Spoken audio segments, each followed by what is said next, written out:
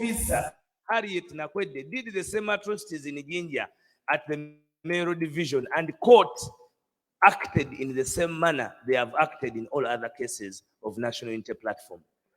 Tamanyan's here is supposed to have been just declared because the person they took to court never put in a reply, and the Court of Appeal accepted that this matter ought to have been heard at the lower court because he was duly served. He sent his lawyers to court to say that he is not aware there is a case going on. But because he's NUP, and unfortunately he's a brother also to the president, he cannot get justice. That's why we said it was temporary happiness, temporary victory. It is important that you Ugandans in the diaspora, from your chapters, wherever you are, you rose up to the occasion, and I want to thank you. They demystify our existence back home, those we are running after. When we come here, they will tell you they are spending Western white money. But whatever we are doing is you Ugandans who are in the diaspora that are supporting this cause. And they should not cheat you of that good responsibility you have taken up, because for a very long time, they would come with the stashes of money to influence your mindset. It is you now stashing your hard-earned money back home to change the mindset of Ugandans and to influence the decision-making, and that we can guarantee we shall change. Once we are committed and united, we shall change. So whenever you hear people saying they're on Western money, it means you people in the diaspora are doing the unbelievable. Please just continue. Kasukali oyongera mu buki bwongezi kubanga awo tuba tubalina. So that is why we had to have processes of elections, because today we are speaking as my deputy president is the one with the copyright of these words, the duly elected and the jure de facto leader of Uganda, His Excellency Robert Kyagulanyi Ssentamu. It is no longer a question whether he is the president or not. The fact is, Ugandans went out and voted for him. What we are taking home today, they have done. I've seen Professor Alimadi. Thank you very much. It is an highlight in this conference. We have a report, an opinion poll report. An opinion poll report still putting you members of the National Unity Platform ahead of even the next election. Therefore, we should not discuss elections anymore. Let us discuss taking power, because the elections show we will even win.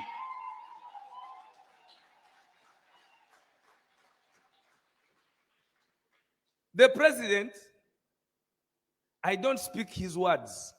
Some people misquote when I come out to be hard on certain positions. I don't speak for His Excellency Robert Kyagulanyi Ssentamu as Kyagulanyi Robert Ssentamu. I speak for Kyagulanyi Robert Ssentamu, the president of people power, because we are anchored on the power of the people. So don't blame other people. Let us blame ourselves as the power of the people. This revolution is not in the hands of politicians. So do not be annoyed when certain actions of politicians are different from what you understand. This revolution is a calling of everybody. It is going to take our own personal effort, individual merit to topple the dictator. Even if it takes death, even if it takes death, even if it takes death, newe kinaba kyetaagisa kufa, tulina okugyawo akatengo k'okulowooza nti okufa y'enkomerero. Kubanga bagamba afudde agenda mu ggulu. Bw'oba ofiiridde mazima ogenda mu ki? Ky'ogamba okuliberatinga bannayuganda abafa, oba togende mu ggulu ng'ofudde. Let's at least die with dignity, fighting for our country. And we should fight. We should fight. Do whatever it takes. Let us be united. Let us unite. Let's stop the blackmail against each other. It is affecting our cohesion. It's affecting our unity. Let us be united to the cause. Let us determine our friends in accordance to their actions to us liberating this country. Once somebody is moving in the direction of removing Museveni, and you're seeing that is the direction, even if he's not your friend, even if he's not your brother, even if he's not your sister, Excuse me, please Honorable. accept and move with them leaving. the way it is supposed to move. I want to end there. These topics are topics we should be discussing so much, but we really do not have time. I want to invite Chairman Nyanzi, who has faced the wrath of elections, and he has a good account of even what it is to go through a court process, because it is very expensive.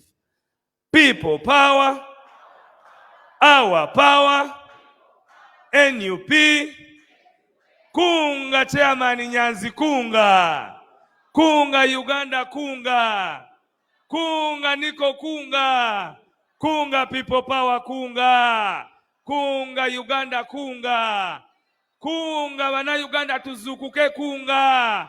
Kunga tumuteke Kembera, kunga. Kunga Museveni tumuteke Kembera, kunga. Kunga bakwekala kasa tujiteke kunga. Kunga. Kunga Uganda mpya, kunga. Chairman Nyanzi. May you please stand up for fitness? Stand up. This is the time, the time, the time. This is the time. Museveni agende. Ne bw'aliba alemeddeko ng'alemeddeko ng'alemeddeko. Ne bw'aliba ng'alemeddeko ateekwa buteekwa okugenda. People power. Olutalo nga luwedde. Balengule. Tuliyambale ngule, olutalo nga luwedde, tulivima. When the struggle is over, we shall wear the victor's crown. We shall wear the victor's crown. We shall wear the victor's crown. When the struggle is over, we shall wear the victor's crown in a new Uganda. Kunga Uganda, kunga. Kunga. Kunga people power, kunga. Kunga. Kunga diaspora, kunga. Kunga. Kunga Europe, kunga. Kunga. Kunga Kyagulanyi, kunga. Kunga. Kunga ne Nyanzi, kunga. Kunga. May you please sit.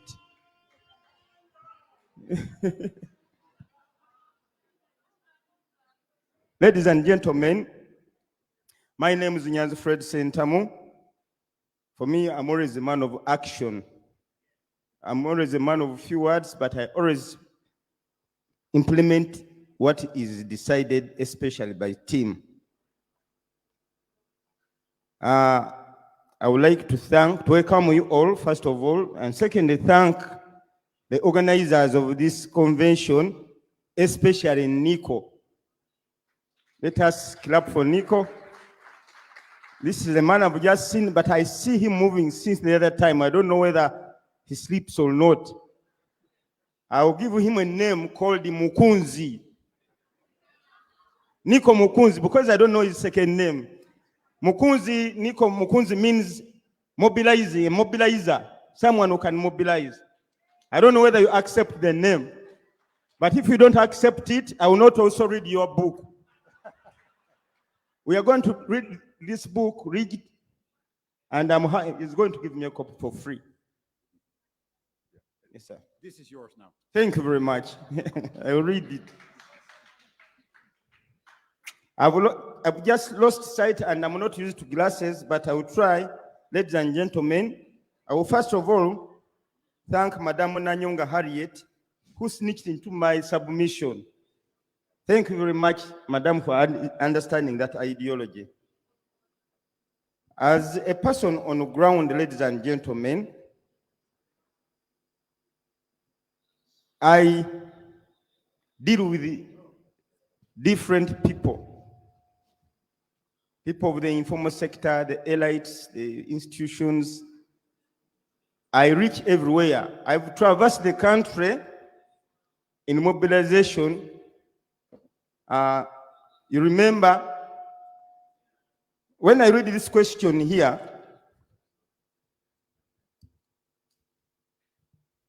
the way it is phrased,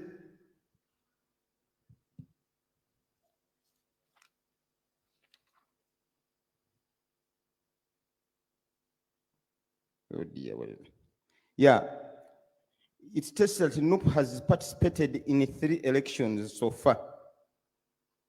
All were rigged. NUP has not participated in only 3 elections. We have participated in more than 7 by-elections. NUP is not independent. NUP is a product of people power.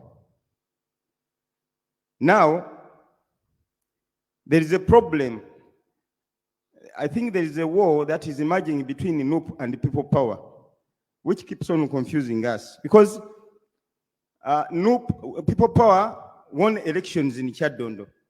That's where we began. When we raised the national flag, we started participating in by-elections as a people power. In Arua, we won. In Ibujiri, we won. In Jinja, we won. And Rukungiri, we also participated in Hoima.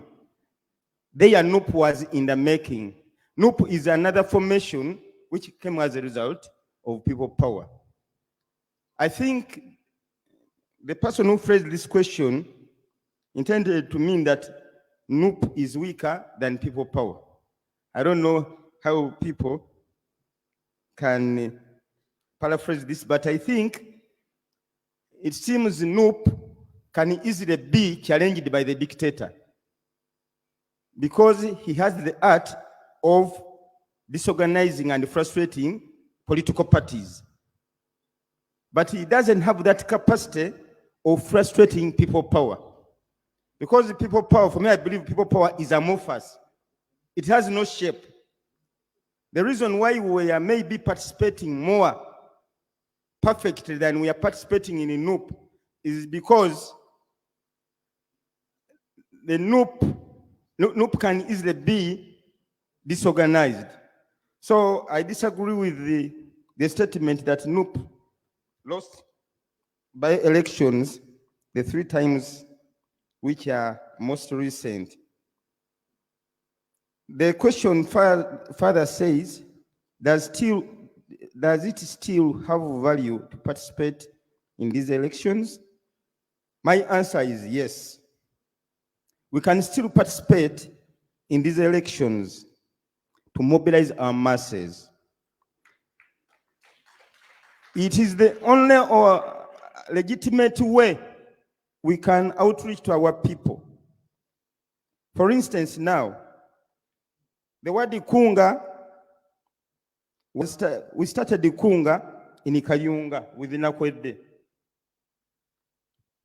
And you can see how far Kunga has become viral. For example, we have decided as a party to create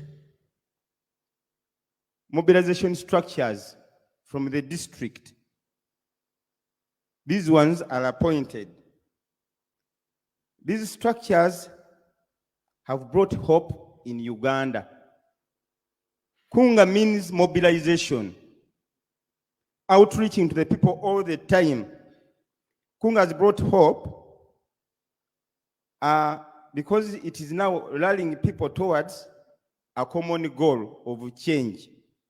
It is bringing back the spirit of people power. It is leading people towards any program that is pro-change. It is reigniting. Madam Zagduga yesterday wanted us to explain the word reignition, causing fire again in the masses. It has created fearlessness. Like now you can see people are putting on berets again.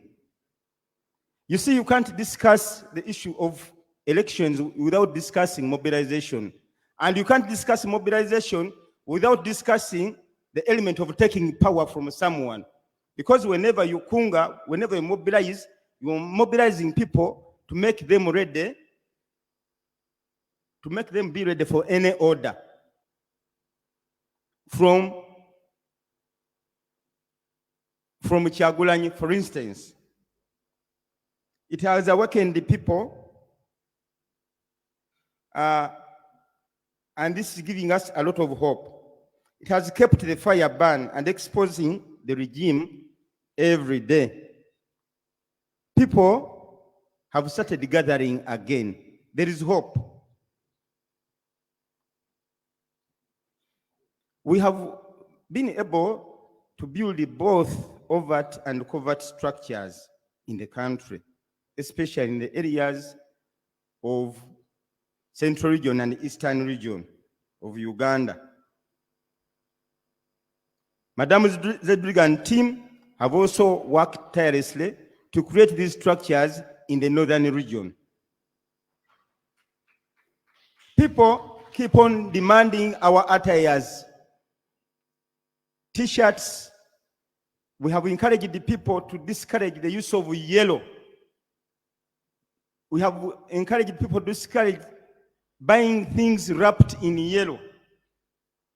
We have discouraged the people, we have encouraged people to isolate people who are putting on yellow.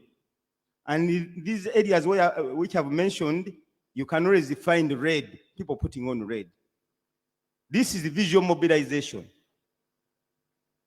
And the message is outreaching to manufacturers locally and abroad not to wrap things in yellow. They are not manufacturing yellow things, especially if they're supposed to be imported in Uganda. So that's how far we have gone. Kunga has been able to mobilize women. It has been gender sensitive. Women are dominating Kunga committees. You can be surprised. And I'm telling you, there is a reason why they postponed the women elections in Uganda. Remember, these elections were formerly known to be owned by the NRM. Youth elections and women elections. Now the narrative has changed. People Power stroke NUP is participating, is performing well, and we are going to win a number of positions in these women elections. So they were not ready. I think that's one of the reasons why they postponed. From the district, we have a force of 15 people. At the sub-county, we have 15 people. They are very active. At the sub-region, at the constituency, and at the parish, 15 at all those levels. Then at the village, we are going to have 30 people. So, ladies and gentlemen, we cannot discourage our people from expecting good results from elections unless we have, because in the first place, these committees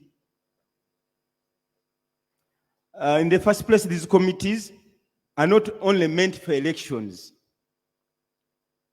We are setting them ready for any eventuality that may take place in Uganda. And I will stop there on that. So, ladies and gentlemen, about elections, tipped about time. I have an experience of elections since 1980. We are products of the danger zone, which was created by Obote and Museveni. I will never forget when we managed to escape as a family and we reached Kampala, and they used to nickname us danger zone. We could always eat this small fish called the mokene and pumpkins, and our other name was called mukene kunsujju. So that infliction on our minds is still remembered. It is on our memories. We are against forming other danger zones. That's why we are still believing in elections, although we can do otherwise. Elections in Uganda have been abused.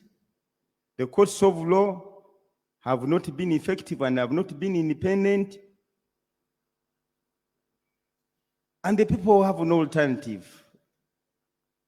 They always ask us what to do, and we always request them to be non-violent. We are going to keep on being non-violent, and just be aware, we have by-elections on our way. We have elections in Soroti, we have elections in by-elections in Kasese. All those elections we are going to go and mobilize our people. So that is like what I can submit about elections. I thank you very much, comrades, for having been courageous to wait up to this time. Thank you very much. Thank you very much, Mutu wa Watu. Back in Kampala, we call him Mutu wa Watu. And Mr. Chairman Nyanzi, in America, there is Mutu wa Wansi also. So it is cognizant. And I have, so I want to also thank you very much. We have come to the end of that session. Maybe we shall take 3 questions only. 3 only, those will be enough.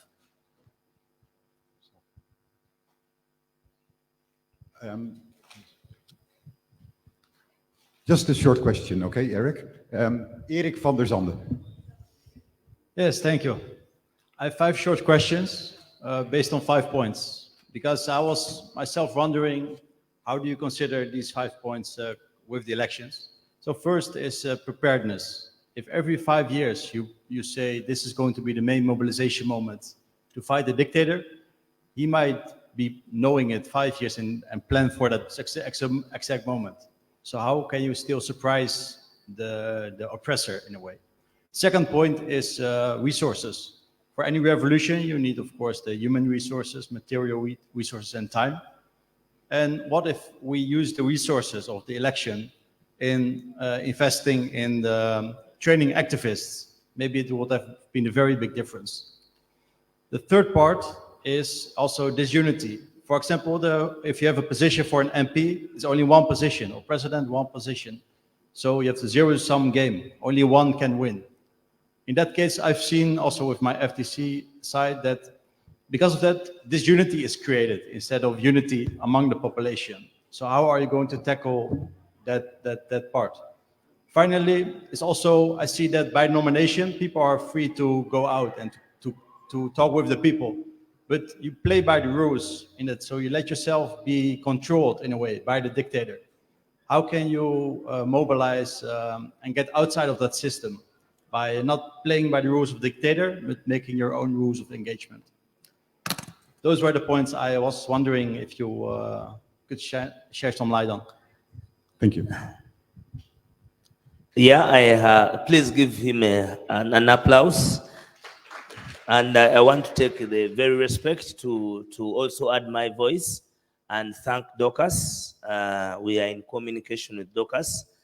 And she did tell me also that we need to have certain discussions with you. And I'm happy that I have finally met you physically. So this is the power of the people, that we are able to connect. And once we connect and we are united, the dictator can go anytime. And for me, listening to you, preparedness, resources, training, unity, and then not playing by the book of the dictator. For me, that is important. It is always important for us not to be on the defensive, but to be on the attacking side. Because the dictator will always push us to be on the offensive. They will bring in all the propaganda. They will fail us even on our programs. That is why our president, His Excellency Robert Kyagulanyi, always asserts and affirms that it must be our own timetable. The only timetable we can follow, or we followed, was the election timetable of the dictator, because that is a legal regime. That is a legal regime. But the rest of the timetables to overthrow him, it is in the hands of what we are anchored on, and that is people power. Lastly, Okay, can I go to the next question? please, yeah. So here is a comrade from Germany. Jeremy Katatumba, German chapter. I have a question directly pointed to Chairman Nyanzi. Thank you for all the good work you're doing for the struggle. The question goes, how would the diaspora directly link with you to make your work more effective? How can we help you directly? Because I always see that there is like a kind of a missing link between, especially when you're fighting these by-elections, the diaspora is a little on the side. I'm just like getting surprised, like what's going on. Thank you very much.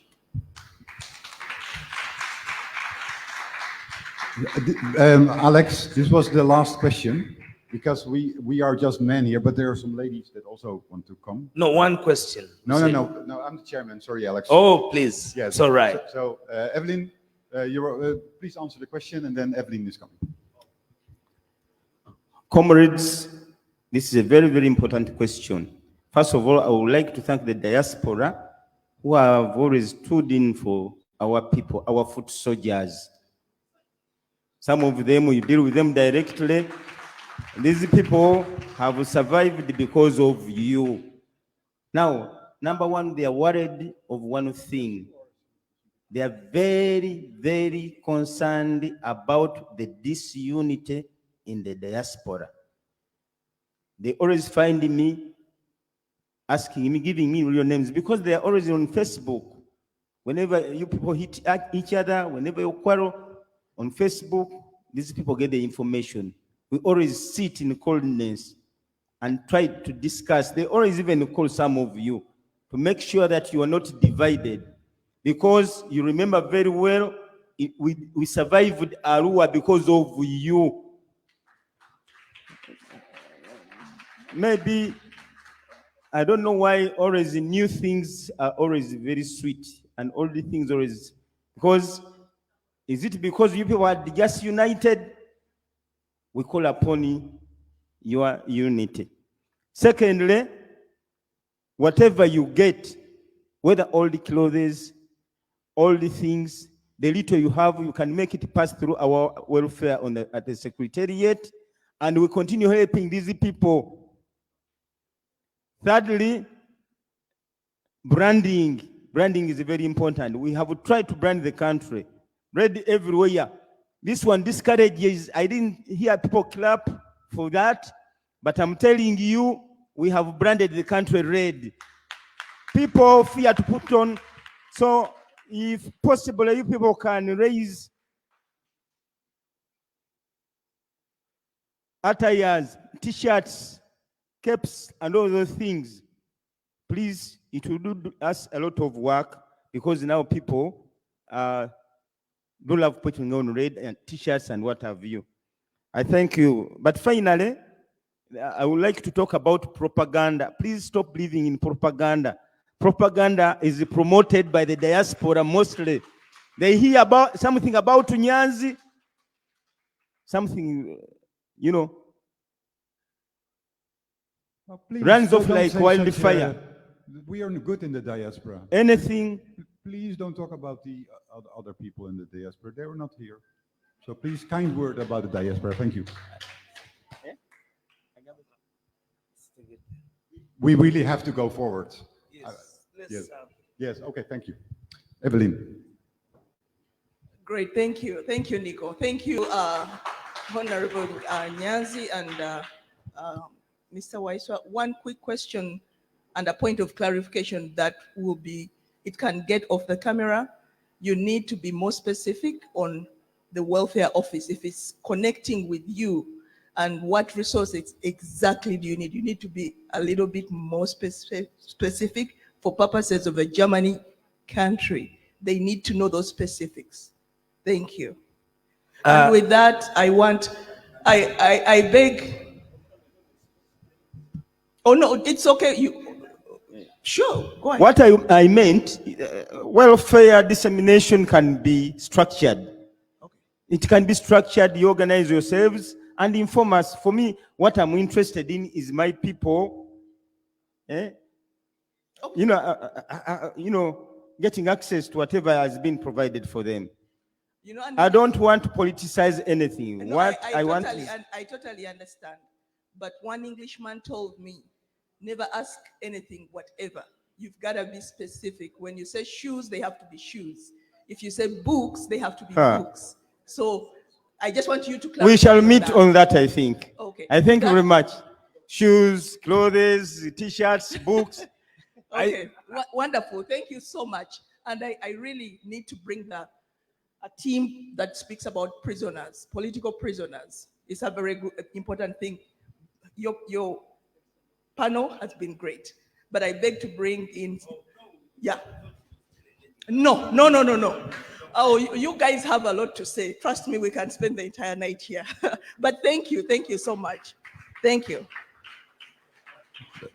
Ladies, please come this way. Before Evelyn starts talking, I want to appreciate Evelyn for all she's doing. And what people do not know, but Evelyn was the driving force behind the Boston conference last year. Thank you so much, Evelyn. Thank you.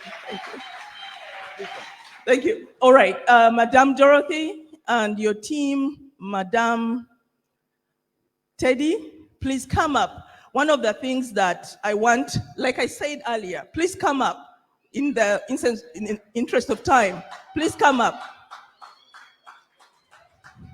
Please come up.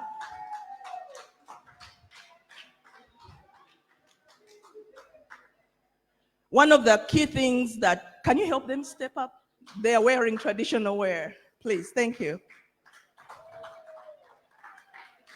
As they are sitting, please.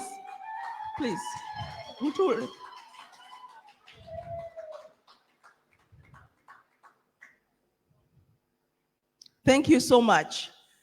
One, we want to respect the traditional wear that symbolizes the Buganda culture. So this is very beautiful.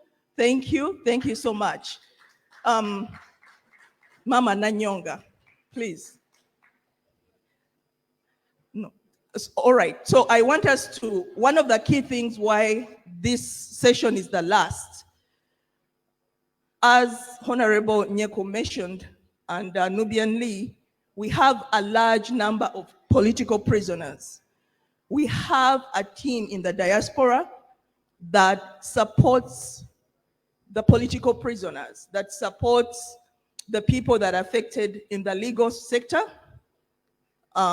resourcefulness, meaning the diaspora supports finances, and not only that, with medical resources and everything. So for now, since we don't have a lot of time, I'm going to go in right away and have each one of them briefly introduce themselves, or Dorothy will introduce her team, and they will speak on the experiences that they've had or shared through this endeavor. And this is really a welfare effort that they do. So should I let, all right, do you want me to introduce your team? Okay, so this is Madame Dorothy from the Boston chapter, who heads the welfare team, and all these people that are here with her are part of the women who work together and hand in hand. I love the beret. She's very particular about the beret. There you go. Madame Teddy from the DMV area. She's a pillar in the DMV area, and they're all on speed dial from Kampala. Madame Justin from the DMV area. Madame Catherine from the DMV area, and of course my mother from the Ohio chapter. So I would want each one of them to contribute and say something about the experiences and the challenges and the work they do as we work together as the diaspora. Thank you.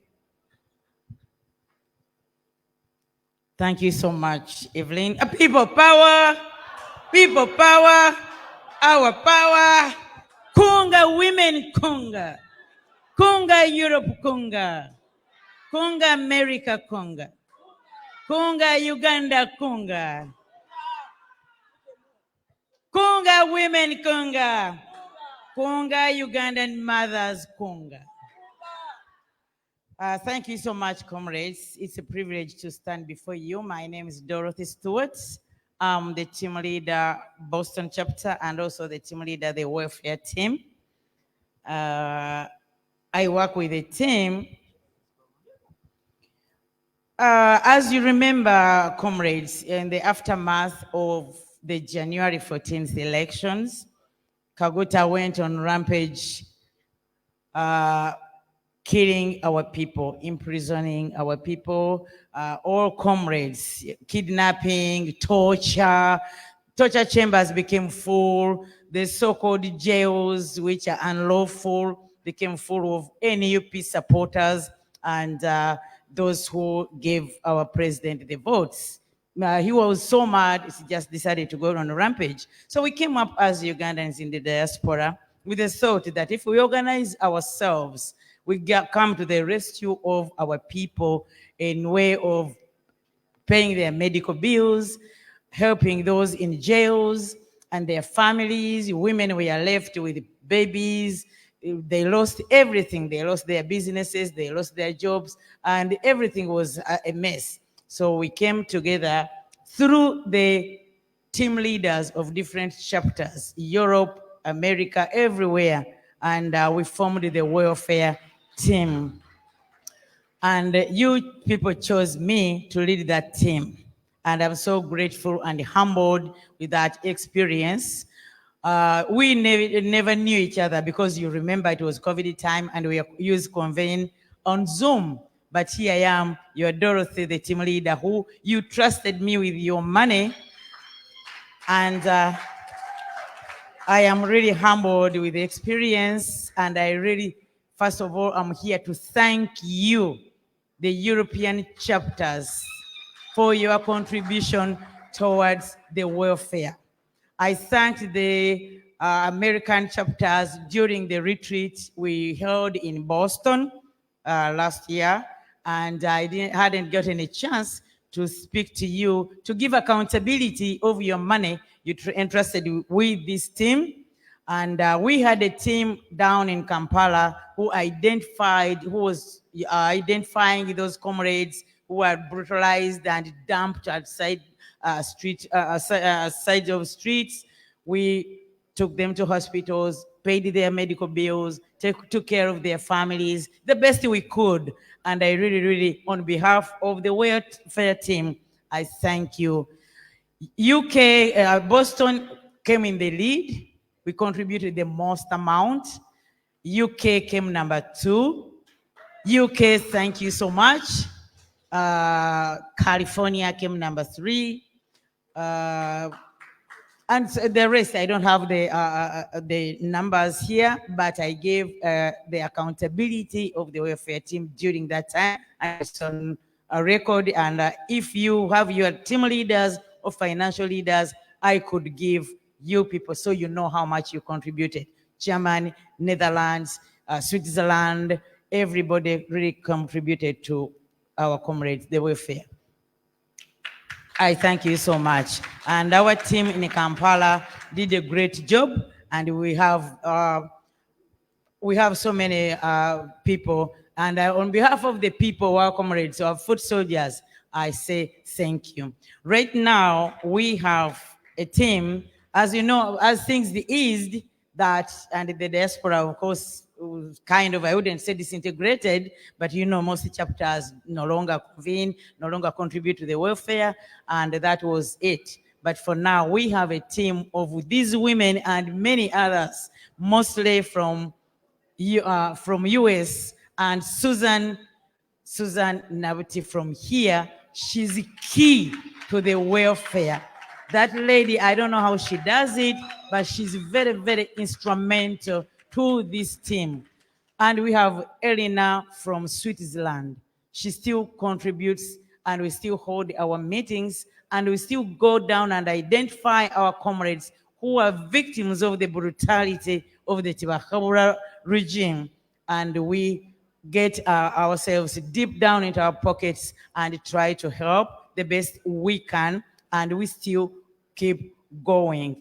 As I said, we mostly from Boston, the DMV chapter, Ohio, Chicago, New York, and so many others. We still sit and contribute, and we are here to say thank you so much.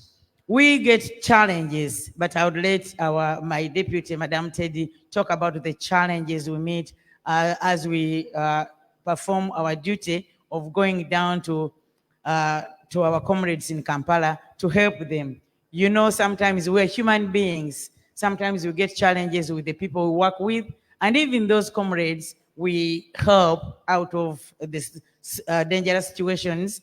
As they get kidnapped and tortured. But all in all, we try to help our team in Kampala, the administration, our president and his administration. We just decided to come to the rescue so we can also give a hand. And on a special note, I thank the Boston chapter. Boston, oye. Boston has done a great job internationally, as Mr. Senyonjo said, in the advocacy, lobbying the senators, and financially contributing to the welfare. And recently, you remember the lady who was kidnapped and raped. They came to the rescue, and we have a team of our comrades who ran away from the persecution. We do take care of those people. We can't disclose where they are because of their safety, but we do, this team and the rest at home, we do take care of those people. And inshallah, God willing, they will get their freedom soon. I thank you so much. Madam Ted is going to say, talk about the challenges we meet as the team. Thank you, Madam Dorothy. My name is Teddy Lubega. I'm from Washington, D.C. I'm the Deputy Welfare. I would like to thank everybody who has contributed during this struggle. But way forward, we are still in the struggle. We still have challenges. We want you to be ready. We are fighting the dictator. We are at war. Museveni is still kidnapping. He's still imprisoning. And as we prepare ourselves, like Mr. Nyanzi said, Kunga is going on. I want to challenge you, the diaspora, all of you comrades. Are you ready for the rise up? If you are ready for the rise up, please, let's get back to what we did during the elections and after the elections. We need to get our pocket. We need to get our account ready. I hear a lot of people tend to complain the Ugandans have failed to rise up. But if they rise up tomorrow, is the diaspora ready to maintain those people on the ground? What happened in Sudan when the Sudanese rose up? The mass they spent on the street, it was the diaspora sustaining these people on the street, buying them food and water. They couldn't have done without it. But as we speak today, if the foot soldiers and the people on the ground rise up tomorrow, are we ready to sustain them? Okay, let's get started. Let's get back to what we used to do. Let's get back to our chapters and fundraise and be ready. We're not going to start running to everybody. We need the money, we need water, we need food. These people will give up in 2 days. We need to be ready as they prepare to gear up. We need to gear up with our account. The money should be ready to sustain these people. Fellow Ugandans, we are fighting a war. We are fighting a dictator. The marathon has just started, but it can end anytime. We can start sprinting. We need the money. The Secretariat gets overwhelmed in Kampala. They need our support. I'm begging everyone, please, let's get back to our chapters. Let's get active. If we stay where we are today, Museveni is winning. It's us to energize the people back home. Once they know we are back where we were, those people will get up. Kunga, Uganda, kunga. Kunga, America, kunga.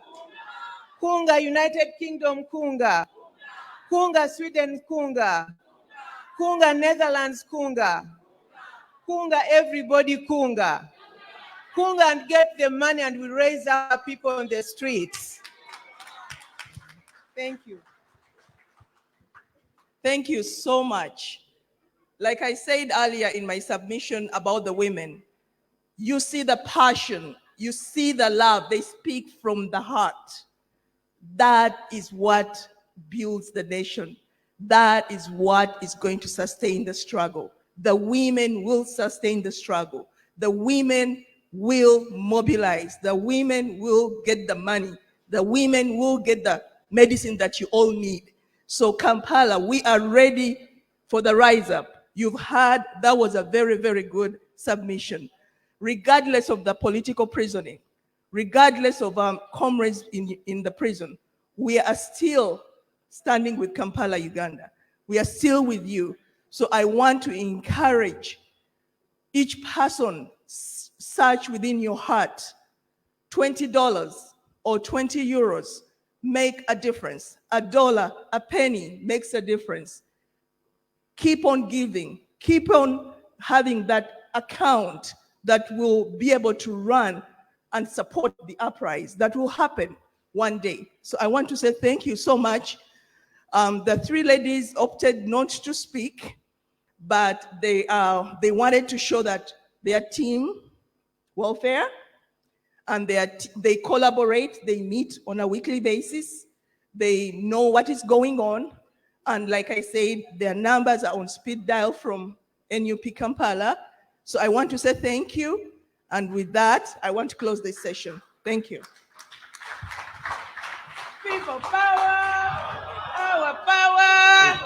Kunga Uganda kunga. Kunga Europe kunga. Kunga America kunga. Kunga Diaspora kunga. Kunga Africa kunga. People power, our power. NUP everywhere. Abachala mweka. People power, our power. Kunga women kunga. Kunga women kunga. Thank you.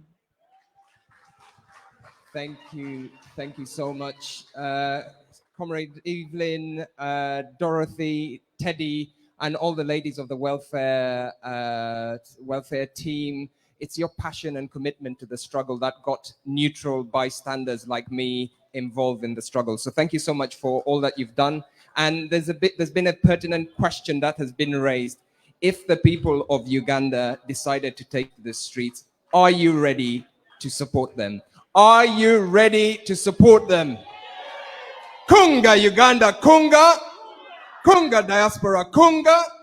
Kunga Netherlands, kunga. Kunga all the powerful women in the building, kunga. Thank you so much. Thank you so much. Okay, we're getting to the highlight of the evening. I know many of you have been waiting to listen to the president. And so very soon we will be having the honor of having this president speak to us. But I have a very quick announcement to make through my colleague, Joseph Senyonjo. You might have seen a document that's being passed around. So Joseph is just going to explain in 1 minute, Joseph, what exactly you're putting your signatures to, and then we'll hear from Susan. Thank you. Thank you very much. So the petition is being passed around. This is to do with our demonstration at the European Council.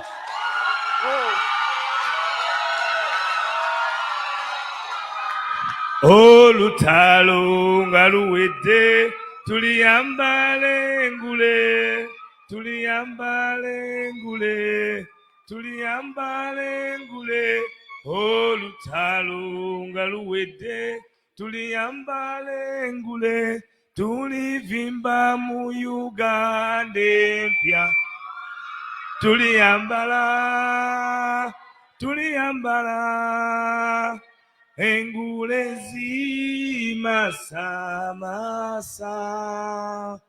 olutalo nga luwedde tuliyambala engule tulivimba mu Uganda empya tuliyambala engule zimasamasa olutalo nga luwedde tuliyambala engule tulivimba mu Uganda empya. People power, our power.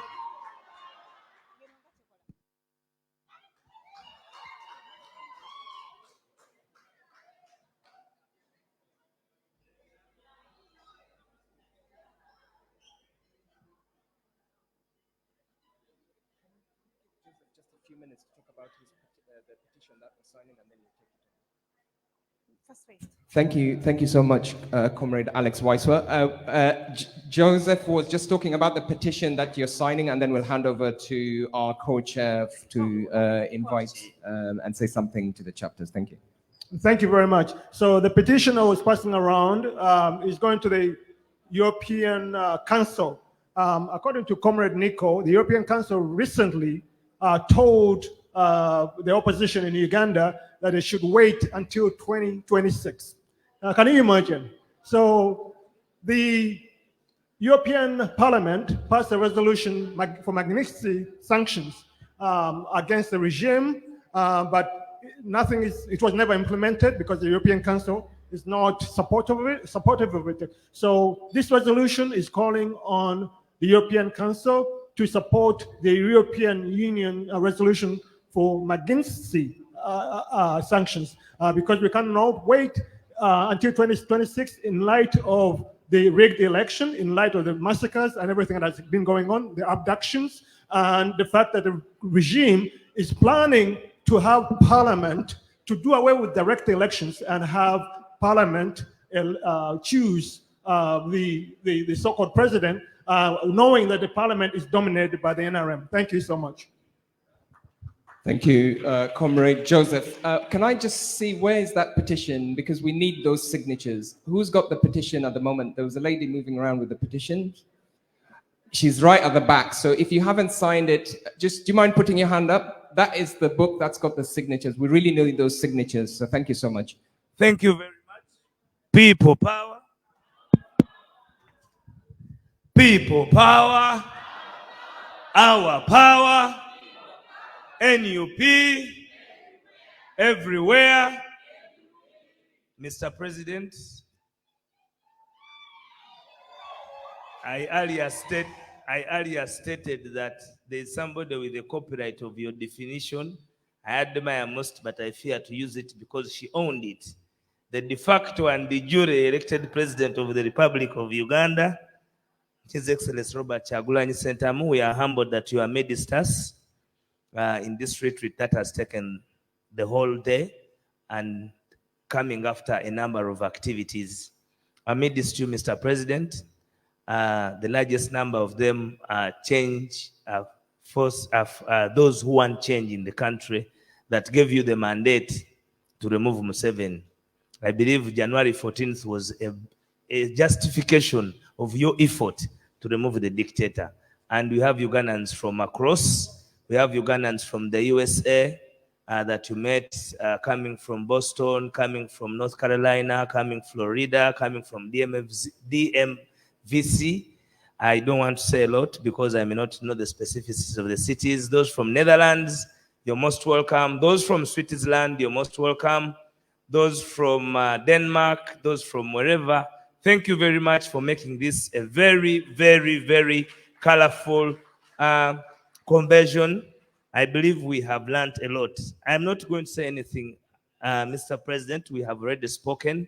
We had a number of panels, as you'll hear from the deputy head of the diaspora, Madame Susan, and I want to take this profound opportunity, first of all, to introduce to you a very, very interesting group, Mr. President. You met these young people in Senegal. You talked to them. You linked them up. Like you have said, our generation can easily connect.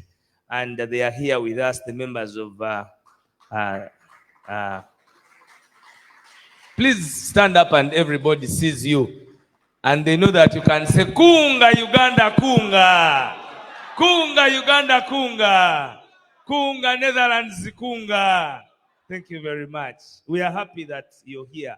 So the president, when he's globetrotting, he's finding more friends to assist us in this revolution. We want to thank you very much for that.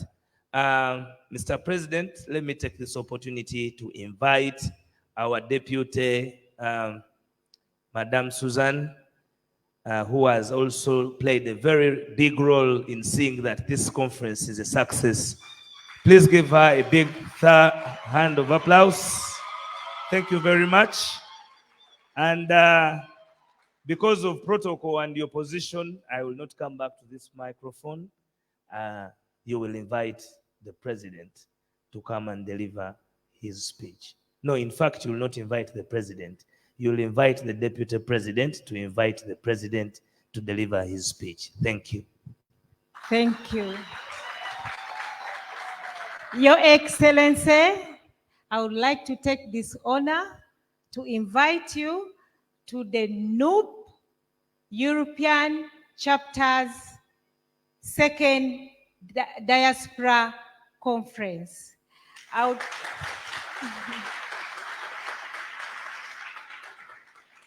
take this privilege to thank all the visitors, the guests from Uganda, the guests from US, European chapters, and the rest of the world. Thank you so much. Thank you so much. We all appreciate. Mr. President, to make this happen, I worked with a team. And the team was very dedicated. I would like to mention one by one, starting with Ken Mujuni, Mr. Ken Mujuni, our power, Konga, Konga. Next, I would like to introduce Barbara Batesaki. That is the committee. It was really dedicated. I would also like to introduce Evelyn from Minnesota. Thank you so much. She has been very helpful. Without all those people, I don't know whether I could make it. I would like to introduce Nelly. Nelly, where's Nelly? Nelly. Okay, she will be coming. Mr. Kauma from Belgium.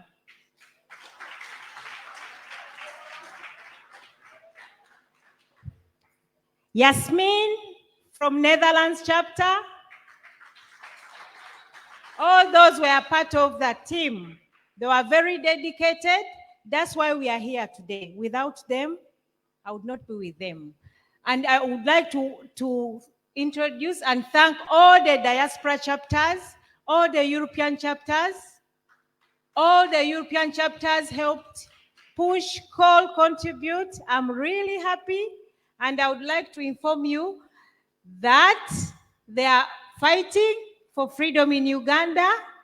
And you all people, you inspire us with the work you do. We would like to thank you for all the work you do in Uganda, all the MPs who are here, all the visitors. We would like to say, Kunga, Uganda, Kunga. Kunga, Uganda. Kunga, Uganda. Kunga. Kunga, Europe, Kunga. Kunga. Kunga, Europe, Kunga. Mr. President, I don't have much to say. I'm overwhelmed. I'm even shaking. Susan, you're forgetting. Wanji? You're forgetting a very important person. I'm still announcing, yeah? I'm not forgetting him. He's going to be the last. I would like to also, Timo, you're part of us and you've been helpful.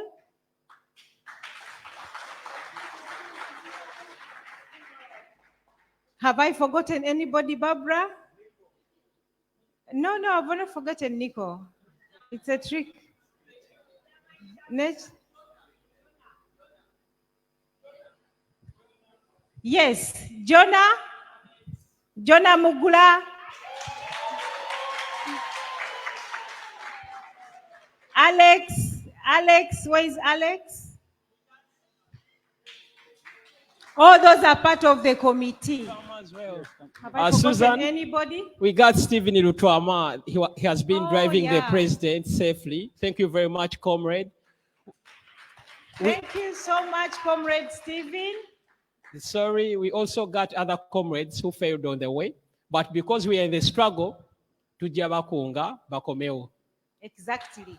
We invite everybody who went away.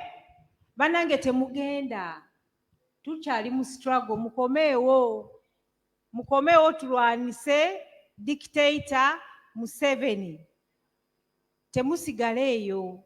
Muje tukole ki tulwanise dictator Museveni. Mujewo obuntu obutono. Yeah? Let's come together. That's why we call this re-energizing the struggle. Last but not least, I would like to thank Mr. Honorable Nico. Thank you.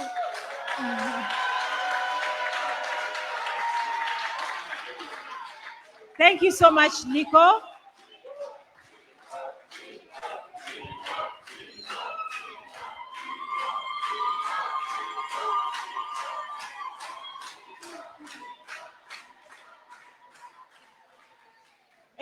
Thank you. If I was in Uganda, I was going to kneel for you. But thank you so much for what you're doing for our country.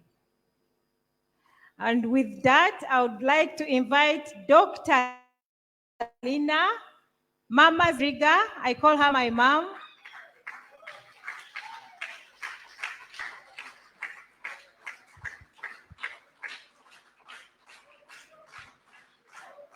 Aricio.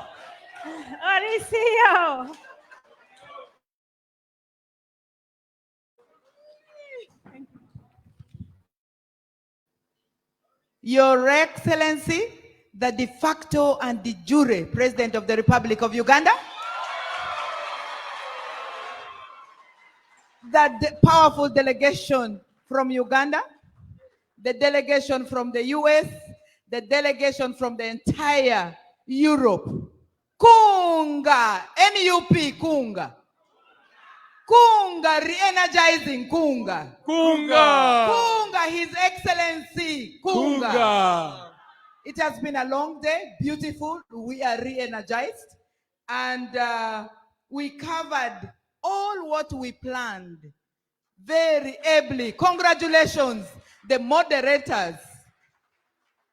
David Steele and your team. Professor Alimadi here present. We have a special person who makes us very proud as Ugandans.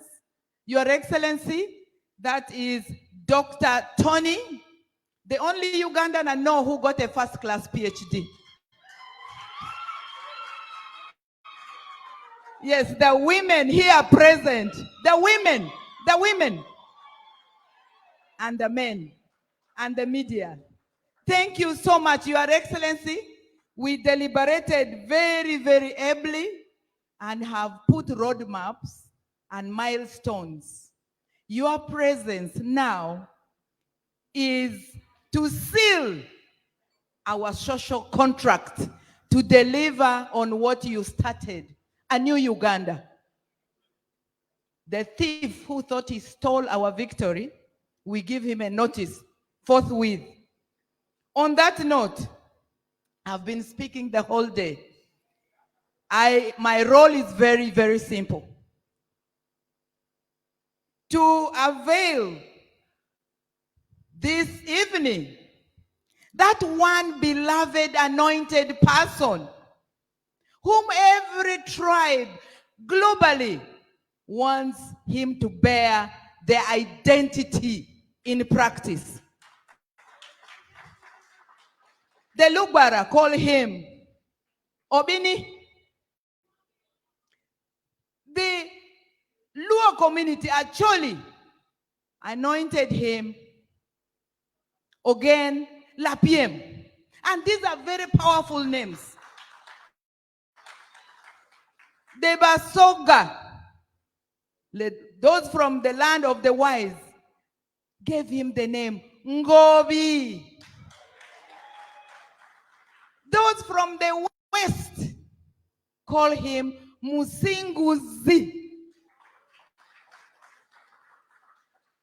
And this is none other than His Excellency, the de facto and de jure President of the Republic of Uganda, Robert Chagulanyi Sentamu. We are humbled. We are humbled. We are humbled. We are humbled. Kunga, His Excellency Kunga. Kunga, His Excellency Kunga. Kunga, Mr. President Kunga.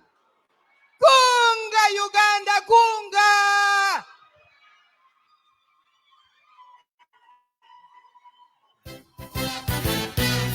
This is a message to the government, expressing what's exactly on the people's mind.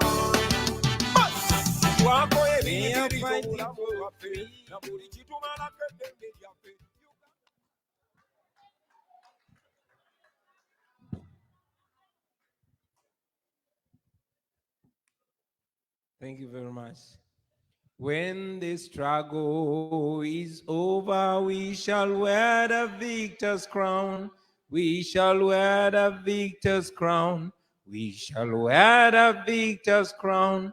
When the struggle is over, shall wear the victor's crown in the new Uganda. People power, our power. NUP everywhere. Kunga Uganda, kunga. Kunga Europe, kunga. Kunga Amsterdam, kunga. Kunga. Thank you. Thank you very much, ladies and gentlemen. Please resume your seats. Thank you. Thank you very much. Well, I'll hold the microphone for myself. Madam Deputy President, honorable members of Parliament, the Honorable Mwada, who is my immediate successor in the beloved Chad on the East constituency.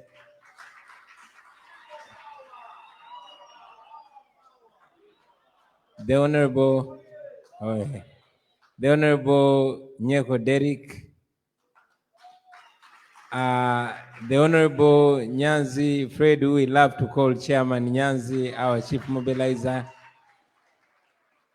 the Governor of Kayunga District, Madam Nakwede, Comrade Nubian Lee, Comrade Alex Waiswa Mufumbiro, the team that came from Uganda, Comrade Susan, and your beloved husband. Fellow leaders from various chapters, leaders from America, leaders from other countries of Europe, Germany, Switzerland, the UK, comrades from the USA, ladies and gentlemen, I salute you today. Allow me, brothers and sisters, to, in a very, very special way, welcome you to this conference. And thank you very, very much for dedicating this time, especially those of you that have traveled from different parts of the world. I thank you very much for giving in this great personal sacrifice. I know you came here at a cost. Comrades, this is nothing to be taken for granted. This speaks so much of your commitment to free our country, Uganda. I want to request all of us in a very, very short time to stand up and observe a moment of silence for our comrades that were murdered by General Museveni and his fellow killers.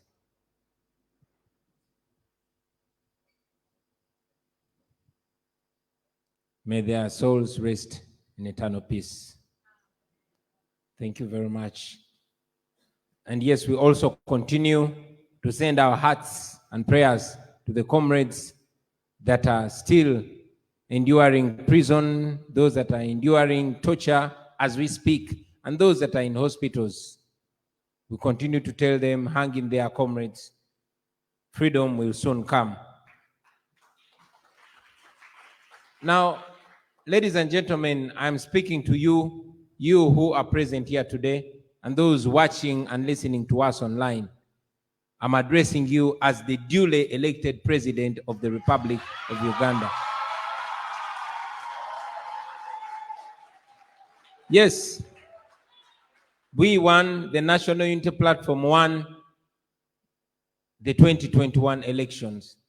Although, of course, as the world knows, General Museveni, using the military, refused to hand over power, and we continue to pressure him to do what he must do, hand over power to the righteous winners. Ladies and gentlemen, we were grateful in the beginning that the United States issued a firm statement that the elections in Uganda were neither free nor fair. This was a significant statement. And of course, we continue to call upon the Biden administration to follow those firm statements with firm action. We are also concerned, ladies and gentlemen, about the close to $1 billion support that the United States continue to give to the regime in Uganda, which clearly only prolongs the dictatorship, the oppression, the human rights abuses, and the suffering of the people of Uganda. In December 2018, a US federal court convicted a Chinese man called Patrick Ho for bribing General Museveni and his then Foreign Minister, Sam Kutesa, with $1 million to grant an oil deal to them. Of course, more money was promised to the duo, that is Museveni and his then Foreign Minister. But this is supposed to highlight to us that Museveni is without a doubt a corrupt criminal. While we clap, ladies and gentlemen, even with this clear evidence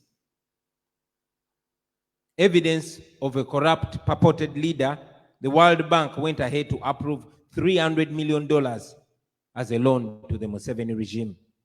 And as usual, there were reports that the money loaned to Uganda by the World Bank could not be properly accounted for.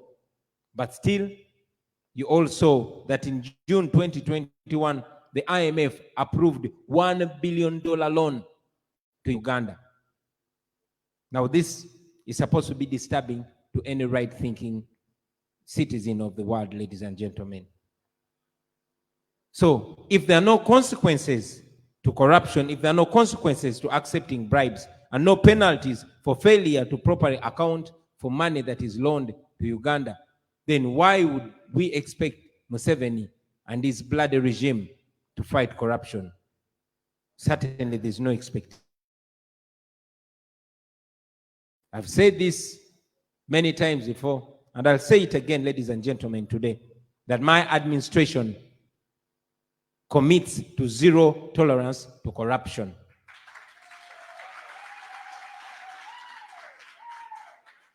Now, the world is calling for justice and solidarity for the people of Ukraine who are suffering and enduring, a war of aggression from Russia.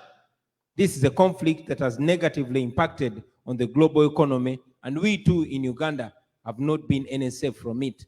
We have felt it through rising in prices of and the commodities. However, ladies and gentlemen, it's important for me to remind the international community that even as we support the people of Ukraine, even while we continue to call for their freedom, we must not do it in isolation of other oppressed people, in particular the people of Uganda that are grappling with the Museveni dictatorship. Now, General Museveni has been a dictator in Uganda for 36 years. 36. Ronald Reagan was still president of America. Margaret Thatcher was still prime minister of Britain in 1986 when General Museveni took power in Uganda. I was only 4 years. But 36 years later, when I am 40, when Museveni has led our country for longer than all former presidents combined, he wants power now more than ever. That is supposed to shake everybody. This is supposed to shake us to waking. So, since the rigged elections in 2021, you have seen Museveni launching a campaign of torture, a campaign of kidnap, a campaign of murdering Ugandans. We are glad that the US Treasury Department sanctioned General Abel Kandiho, who was in charge of these abductions and human rights violations. But when that happened, General Museveni only redeployed Kandiho as a senior leader in the rank and file of the police. What is that supposed to communicate to us? That General Museveni actually rewards crime. It is therefore no surprise, ladies and gentlemen, that human rights violations in Uganda continue unabated, because that is, the modus operandi. That is the policy of Uganda. Torture is the order of the day. Recently, we were all woken up to grave torture marks on one of Uganda's most renowned authors, Kakwenza Rukirabasaija. Looking at the scars on his back reminded me of the pictures that we used to see. Pictures on the backs of the blacks who were enslaved in America. Marks of the whip of the so-called slave master. Now that is where Uganda is today. And you all remember that Kakwenza spoke out that Muhoozi Kainerugaba, who is General Museveni's son, supervised and actually participated in this torture. Now, this is not news. This is a reality that the people of Uganda are dealing with right now, ladies and gentlemen. That is where we are as a country. So my question is, how can Western countries support a regime like the one in Uganda while promoting justice and freedom in Ukraine? How can that happen? The struggle for justice must be one standard, not double or triple standards. It must be one standard. Oppression anywhere is a threat to freedom everywhere. We were taught that many times ago by the great Dr. King. So we must see all humans at the same standard. We must treat all human rights as human rights, if at all we are all humans. Friends, I know that in the past the US has been, forced to treat General Museveni with baby gloves because he has been deploying in Somalia and threatening to withdraw what he calls his army from Somalia, and because the United States has been having, in my view, a fear of terrorists taking over that region, maybe that's why General Museveni has been tolerated. But who tells America that the deployment and the fight against terror only lives with Museveni and goes with Museveni? We've said it many times that Uganda will continue working with African Union sister countries to ensure that there's peace and stability, not only in Somalia, but in every part of Africa, because we are our brothers and sisters keepers. So for long, Museveni has used this to blackmail the United States and indeed all other development partners, which must stop, ladies and gentlemen, and must stop now. Stability away from home must not come at the cost of human rights at home. And I hope this message goes direct to those friends of Uganda, but are not acting like friends of Ugandans. Now, let me focus on you in the diaspora. Ladies and gentlemen, you have helped save my life in the past. Yes, I say that proudly and confidently, that you saved my life when the regime in Uganda arrested and tortured me in Arua. You quickly sent messages all over the world. Protests were carried out, and somehow the regime was exposed and ashamed. That is how my life was saved. But unfortunately, my friend and driver, Yasin Kauma, was killed in the same time. So, I want you to know, ladies and gentlemen, that what you're doing is no mean feat. I owe my life and my existence, my standing here before you, to the energy that you comrades put in. So please do not take it for granted, ladies and gentlemen. So why are we here? Why are we conferencing? Last year in September, we had the first ever opposition retreat in Boston, United States. And today we are gathered here in Europe, and I want to appreciate the Amsterdam chapter for the leadership. Thank you very much, ladies and gentlemen. Thank you for leading us. Thank you for making this possible. On behalf of the people of Uganda, we appreciate the efforts and the energy, the vibe, the momentum that you guys are keeping, and of course the continued support.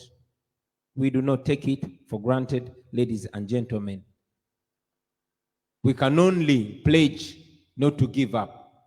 We can only pledge not to let you down.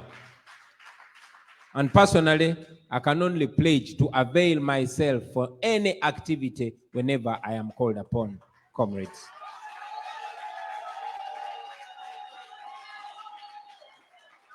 Kunga Boston, kunga. Kunga Diaspora, kunga. Kunga Uganda, kunga. Thank you. Thank you very much. I want to mention this. Ugandans in the diaspora contribute a lot to the national economy back home. You contribute through your annual remittances to the tune of almost 1.4 billion US dollars. That is over 3% of our GDP. That is your contribution. So don't undermine your 10, 20, 100 plus dollars that you send back home. Because without that money, ladies and gentlemen, your families in Uganda would not survive. No, they wouldn't, especially during this crisis. You work hard, you support your families here, and you work even harder to support your relatives and friends back home. That, we salute you, ladies and gentlemen. You comrades in the diaspora, we do not only appreciate you, we value you as a big, big, big base of our national development. Now, while you support home, you should feel like you have a home. While you support home,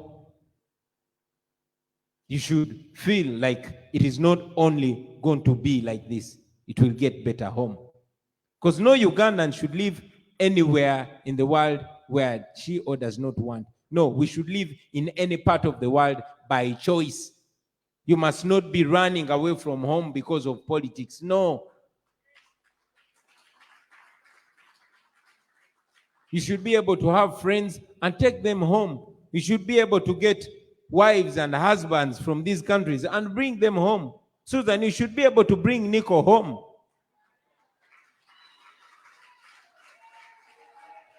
However, it is what it is, ladies and gentlemen. We continue to fight, and I'm confident that at the end of the day, we will be confident and free to go back to a country that we are proud to call home. Also, in my interactions with various comrades from various diaspora chapters, I've noticed that there are very, important concerns. I've noticed them, and I've had time to interact with some of you. And I want to pledge to you, comrades, that those concerns are being. Now, let me go back to the theme of today's meet: re-energizing the struggle, reinvigorating the struggle, adding gas to the fire, re-energizing the struggle. I've been watching online before I walked in, and I was well represented by so many submissions. I just want to add a few thoughts, ladies and gentlemen. These are the areas that I think can reignite, reinvigorate, re-strengthen our struggle, especially on the side of you, the comrades in the diaspora. And number one is the fact that we are working to streamline our leadership in the diaspora. However, we are moving slowly and carefully. Why? Because we know that the dictatorship has invested so much into infiltrate us.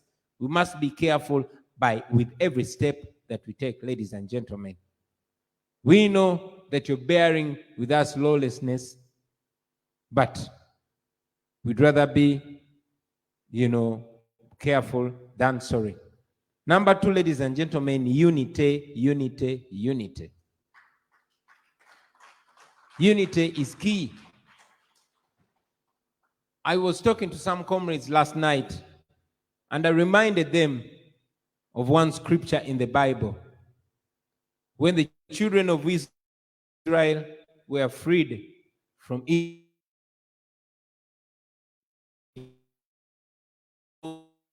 days. On the plane, I doubt it can take an hour. Even in a car, it cannot take a day, but it took them 40 years. However, while they were moving, Moses faced challenges to the extent that some of the children of Israel actually blamed him. They said, Moses, why that we are not very comfortable?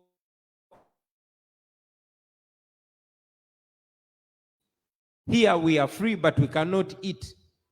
It went to a time that Moses almost regretted why he led the children of Israel out of slavery. That, for me, energized me. It made me believe that the challenges that we are facing, have been faced before.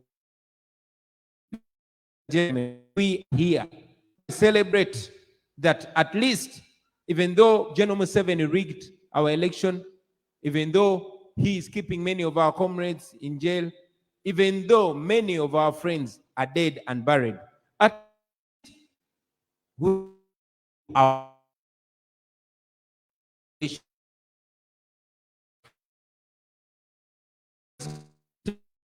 gentlemen, I used to come to the gathering of drinking beer. It was a gathering of just dancing, having fun, and going back home and making money. But see that we are meeting here, spending your hard-earned money, traveling from various oceans to meet here just to discuss the future of our country. I look at that as an achievement. So while we are still facing challenges, while we are still frustrated that we have not achieved what we are supposed to achieve, I want to encourage all of you, ladies and gentlemen, let's quarrel later as we walk forward. Do not stop to quarrel. Do not stop to blame your friend. Blame him or her as you walk forward. That is the best way to do this. Because we are going to fight. We are going to blame each other. We are going to face challenges, but let us face them as we edge closer to the goal. So ladies and gentlemen, unity is critical in the diaspora. We're looking for ways to continue forging unity while carefully, of course, observing people who might be working to derail or to scatter us, because they are also there. We are encouraging the diaspora to continue exposing the atrocities that are ongoing in Uganda. Please take advantage of the freedom of speech and freedom of expression that exists here. It does not exist home. Back then, we were told stories of people that were missing water. But again, in our local language, we have a saying that when you find plenty of water, you drink and even take a bath. So here, where there's plenty of freedom of speech and freedom of expression, please grab that opportunity with both hands and legs and run away with it.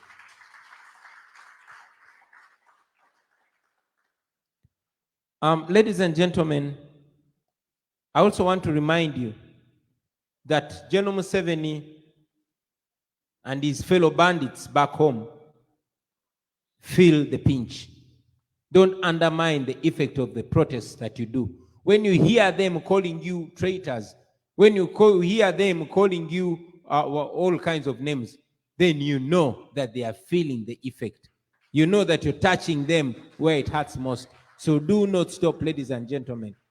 You are not traitors. It is Museveni and his bandits that are the real traitors to democracy in Uganda. So let's do what we must do, and let's do it with all our might, ladies and gentlemen. Number 4, I want to encourage you to continue to expose and denounce members of the regime who come overseas to these countries to enjoy the benefits and services that they are denying people back home. You know, kindly do not stop. Ugandans in the diaspora should continue to expose and frustrate them. Do not accept them here. You notice them, go after them. Another thought is that we need more such protests like the ones that we're happy that you carried out yesterday at the ICC and the EU Commission. That was powerful, ladies and gentlemen. Continue such protests that highlight the atrocities. They are effective here. They are watched. They are listened to. Do not stop, ladies and gentlemen. Do not stop. We should continue. I also want to remind you, I'm sure many of you know, that we have filed quite a number of affidavits to the ICC. You are aware that we took General Museveni, his murderer's son, and all his fellow criminals to the International Criminal Court. So, as we push from the protest line, we're also pushing from the legal line. You are aware that the European Union Parliament voted overwhelmingly condemning the conduct of the rigged election in Uganda. They voted against the violence, and yes, they voted overwhelmingly to the tune of 90% in favor of targeted Magnitsky sanctions to regime officials. So while we protest, we should know that we are pushing a log that is already weakened. Let us push and push some more, ladies and gentlemen. Let's push the EU to follow through, to make sure all these resolutions come to effect, because they have, passed the statements, they've voted against the oppression. It's a question of pushing for effective action. And I believe that will be achieved. I want to remind you, ladies and gentlemen, that such sanctions were put against people like Gaddafi. Such sanctions were put against people like Omar el-Bashir. Such sanctions were put against people like Taylor of Liberia. But it took years, to the extent that these dictators reached a time and they were bragging, telling those freedom fighters that sanctions won't do nothing to them. You all know how it ends for dictators. It ends in tears. So let's keep going and go hard on them. I want to encourage you to continue your petition campaigns to relevant authorities demanding to an end to Western funding and military support for the regime in Uganda. Some organizations, as you know, have stopped funding, and even the IMF has now started asking or demanding for accountability from the regime. But all this has been and continues to be the work of you, comrades in the diaspora. We thank you very, very much. You are fighting.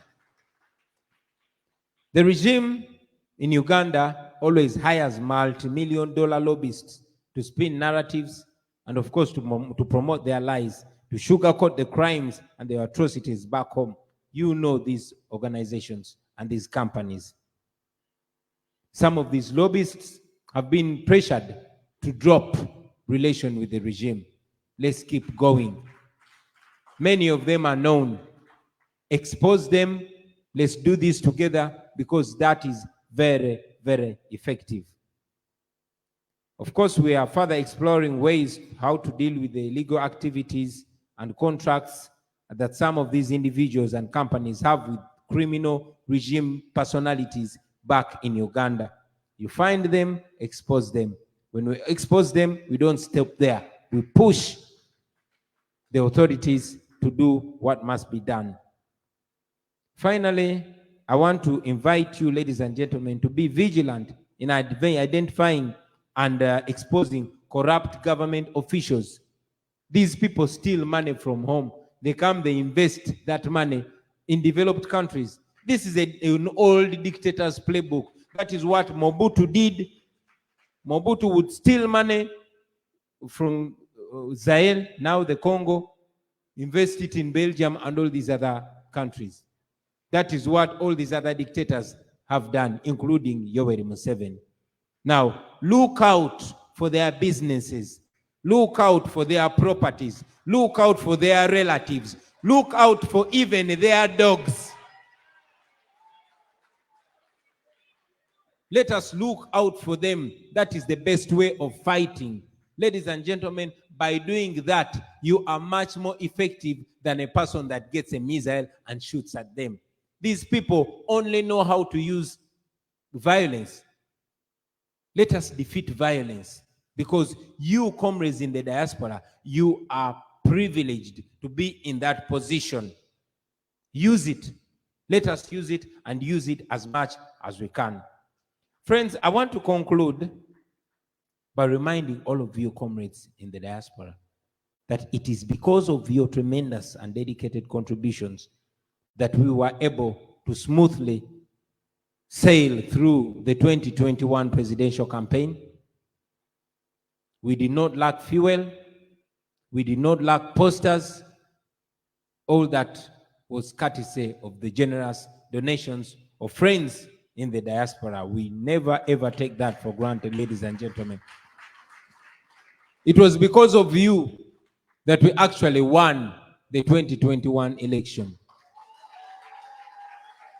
Although it was stolen, but we know we won.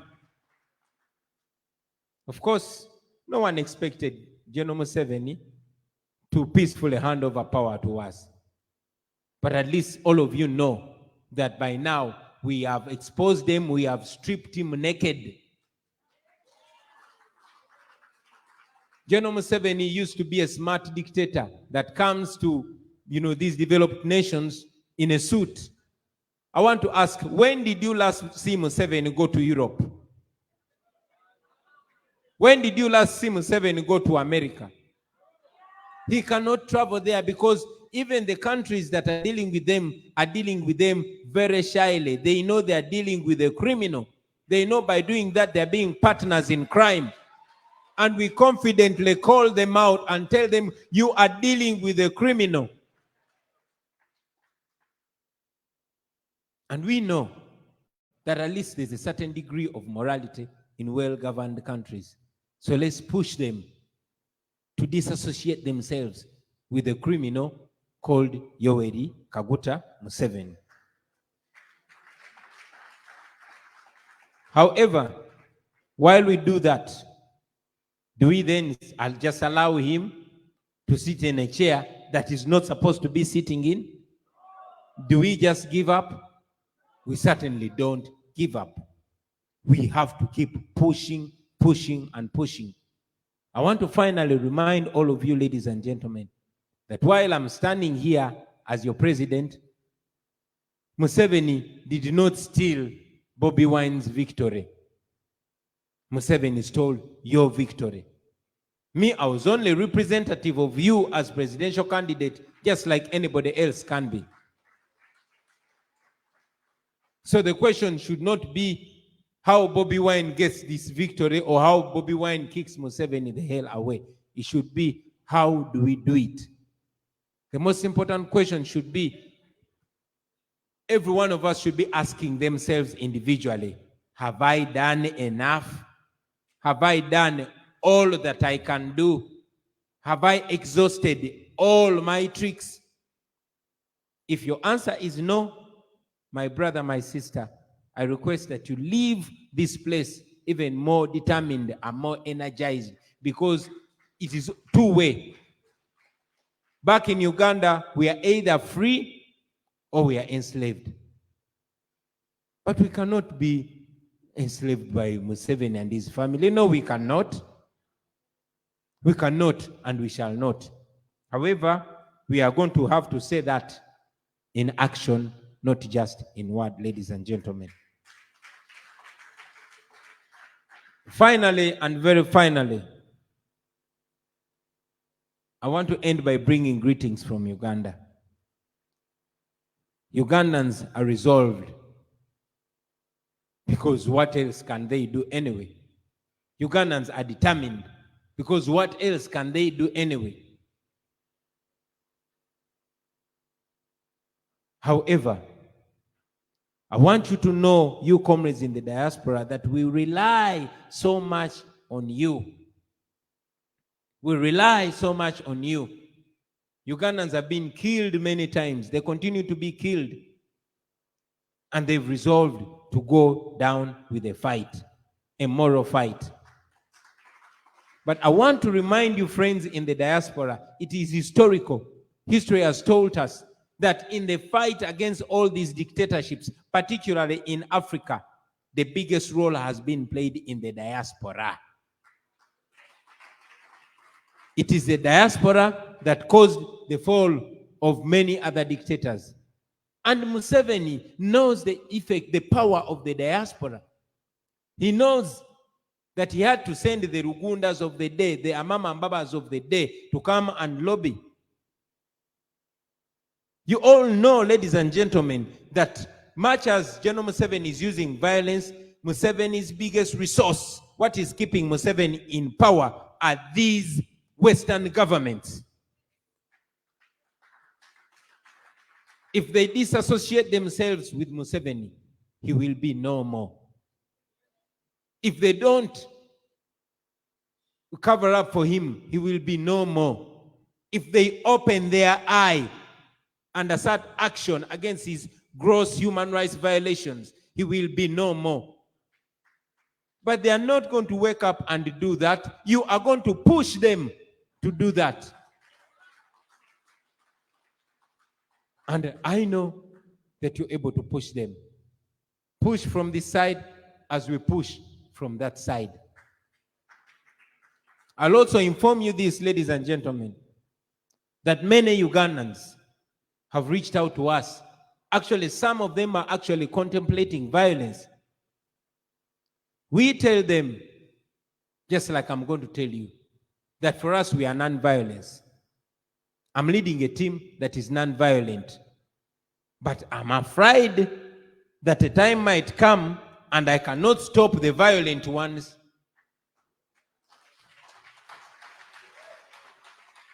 However, as for us, we are non-violent. But with the way things are going, Ugandans might reach a time when they want to break free by any means necessary. Therefore, while we play our non-violent and moral part, while we play our political part, let everybody play their part. And you, comrades in the diaspora, I want you to know that you have a very, very important part. I thank you that you've been playing that part. I thank you that you continue to play that part. Please do not stop. Push as we push. Ultimately, victory will be ours. I can guarantee you that in our lifetime, we will all meet in Uganda on a function similar to this. Not fearing any drones, not fearing any security operatives. We will be in our country, and we will invite these white people to our country, and we will tell them, you see, we told you that we'll be free, and we are free. Thank you very much for listening to me. Thank you very much, our friends, for being part of us. Thank you very much. Thank you for all this that you've done for God and my country.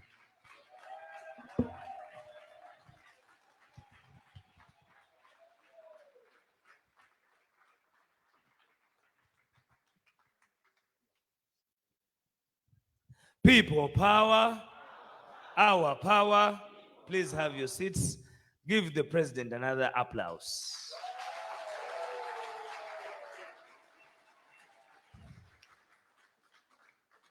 We are humbled by the inspiration and the words. We are left with, please, you can have your seats.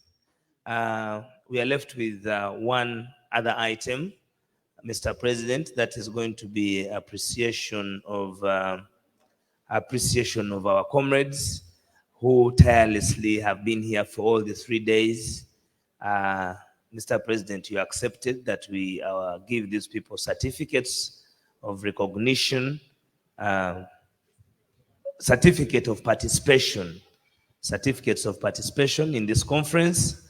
You parted away with something huge to make it here, both in resources and in time, and we are so humbled by that. I want to ask Susan, in Lusoga, you know she comes from the east.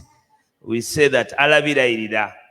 Now that the president is Ngobi, mwikirize Susan yono nkozese ku buyinza obwo obutono, keyerabire, akayirire, mema tujje mu maiso. Susan.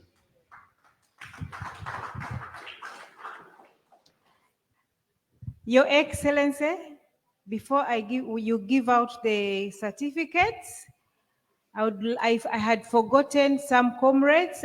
I'm sorry, but I want to mention them. They have been really good to the organizing of the conference. I would like to thank the German chapter.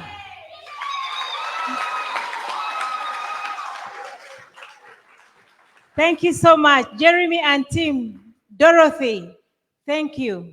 We appreciate. I would like to also mention the UK chapter. Thank you so much. Hood, Kato, Amina, thank you. I would like to thank the Switzerland chapter. Thank you, Diana, Anita, thank you, Maria.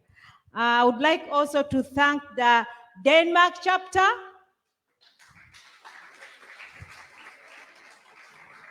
Thank you so much. I would like to thank the Norway chapter.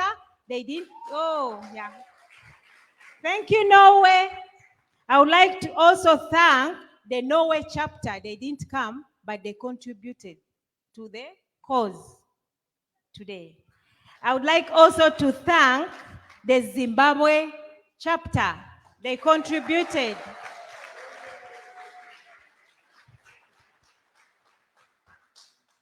I would also like to thank the Netherlands chapter.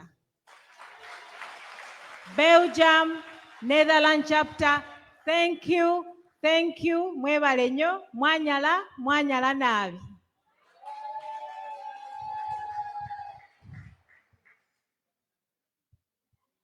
Mr. Cameraman, thank you for accepting my quick call. Thank you so much. The security team, thank you.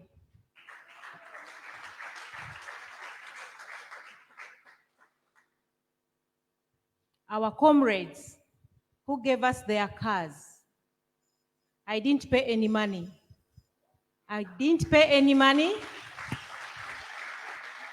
Mr. President, our comrades gave us all the cars we're using to transport guests from the hotel to here, to there. Thank you, Ali and group. Thank you so much. There is one comrade who is not here. Comrade Derek Mubiru is in Boston. He has also been of help. Thank you, Derek. I know you're watching me. And last but not least, comrade from Netherlands, our mamas, Prosi and Mama Frolens. Thank you so much. Whenever I call on them, when there is something, they are the first people I call, and they contribute heavily. Thank you so much. So with that, Evelyn, US chapter nabasiimye dda.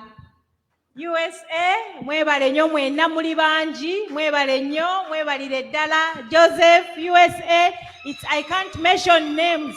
I can't mention the states, there are many. Thank you so much. Oh, yes, the certificates are here. Are you going to help me read them? Please. People power, our power. Now, I really want us to be very sure about this. The president had accepted to give everybody their certificate, but we are over 100. So it may take a longer time for everybody to get the certificate. So what we have done is that we are going to give what we can, but the rest of our people, you will all receive your certificates. They have been signed by him personally, and not by print ink or computer ink, but it is his original handwriting signature, so that it will be enough for you. And fingerprint, you can even cross-face the fingerprint. So even if you don't get the chance to be given the certificate by him, take it in good faith and good heart that it is only because of time that you've not been able. I know we would all want to have it. Now, for the interest of you not saying, you know, Susan, you see Susan, that is why I've taken the courtesy that I don't know all of you. We are just picking what we can. I hope we are acceptable to that. I'm already seeing people shaking their heads. Okay, let us do what we can. Then we shall all be agreeable how far we shall be moving.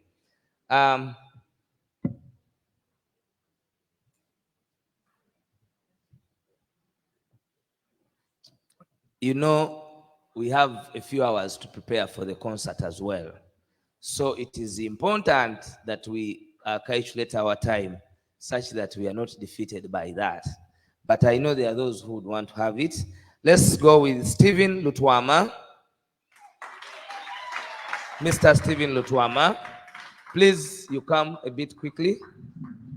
Susan, you're supposed to be here, and the Deputy President to assist me. Eric Vanda. Eric Vanda.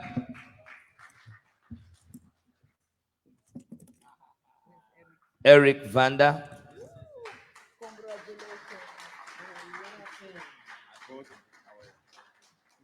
Lawrence Tamale.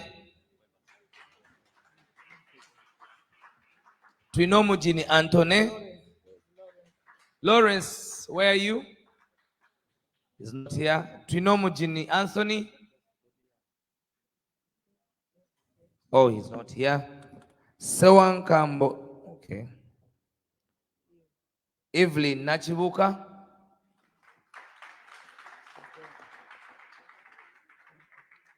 Jeremiah Katatumba. Chigozi Muhammad.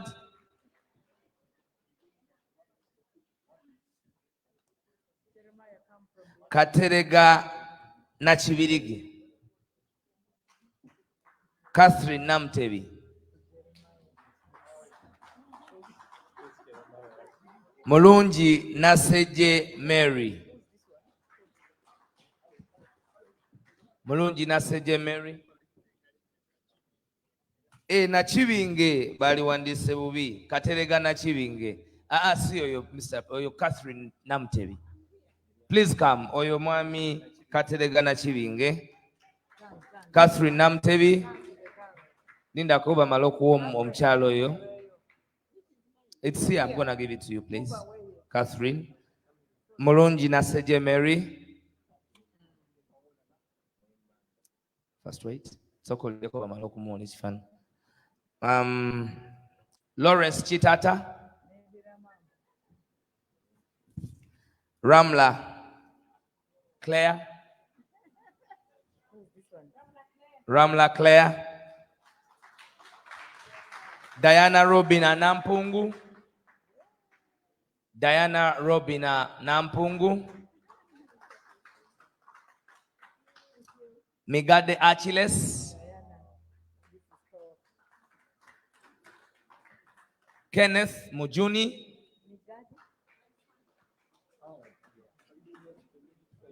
Okay, please, you be down such that we have the picture moment.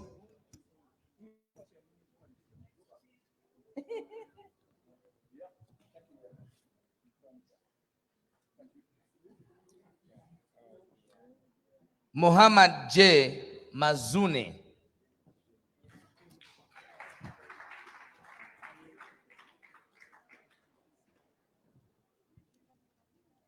Mr. Mujuni, thank you very much for being who you are. Ariab Mark Ngozi. Are you here? Chiza Agatha. Yasmin Mayanja.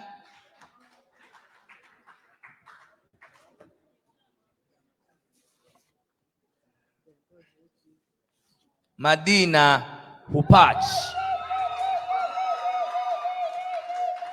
Susan Nabuti.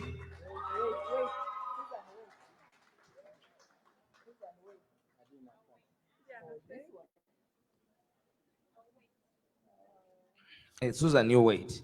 Joseph Senyonjo. Tito. Tito.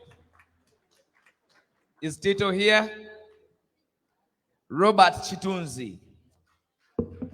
Robert Chitunzi. Sweden. Yeah, he's there.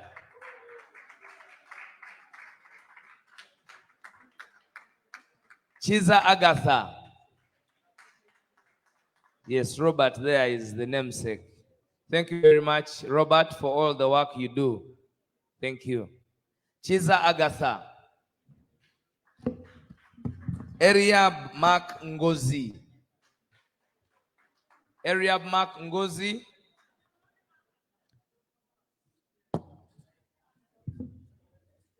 Nsansa Sadat.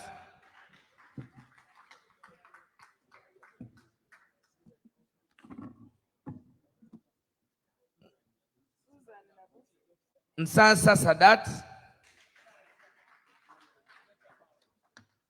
No, this one's on. Nakaiwa Aisha.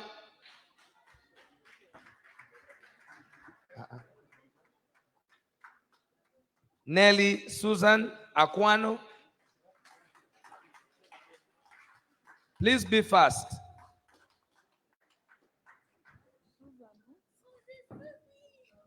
Anita Chapadius.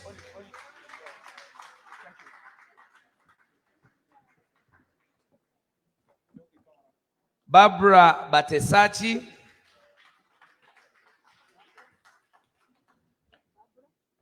Awol Rose,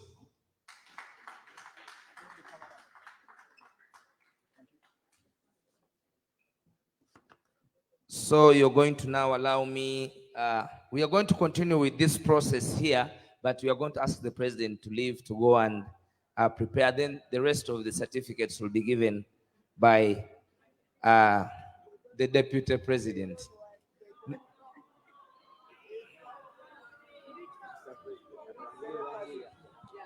People power, our power.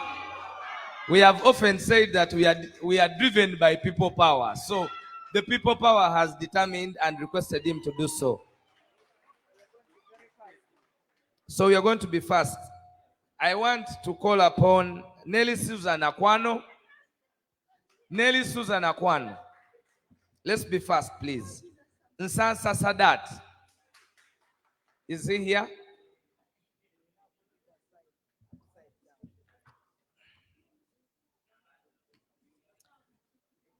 Eliab Makongos is not here. Mr. Nico Shondawald. Muko.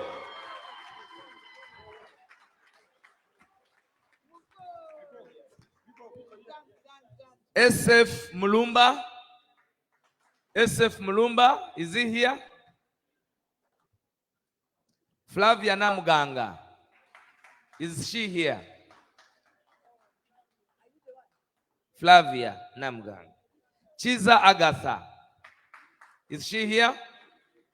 Chiza Agatha. Susan Nabuti. Please receive it. Please receive it. Mwanguzi Enoch. Kauma. Kauma. Mr. Kauma. Yes, Mr. Kauma. Isaac Okongo.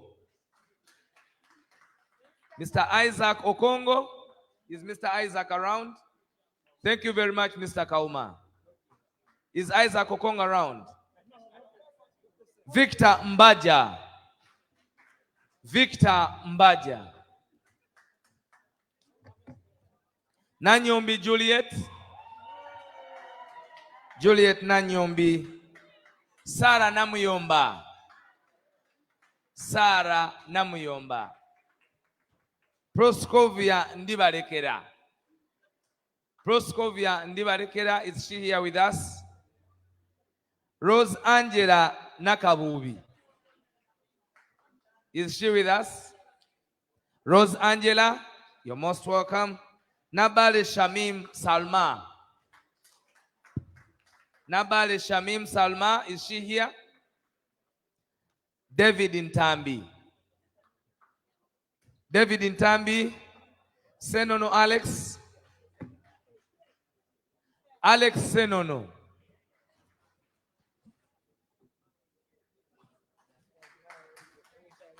Fred Musoke. Alex Senono.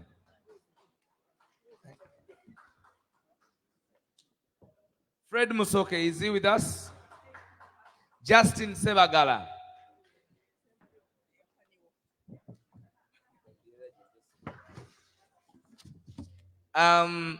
Justin Sebagala. Lawrence Chitata. Chigozi Muhammad. Sewan Kambo Ibrahim. Tamale. Kato Chimera.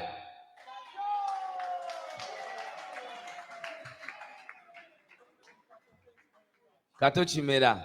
Thank you very much, Kato. We always see you in those protests in London, whether you are two, whether you are alone.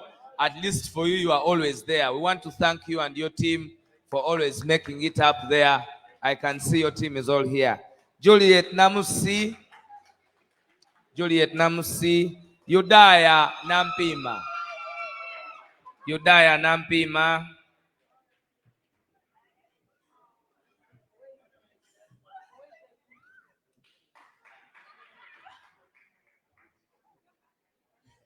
Yudaya Nampima. Prosi Nakalanz.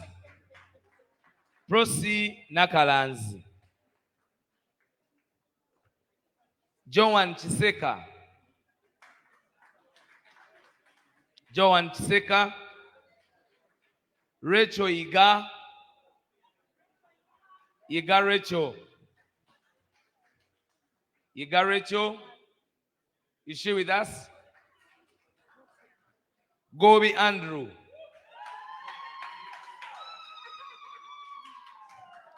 Harriet Nanyonga. Harriet Nanyonga.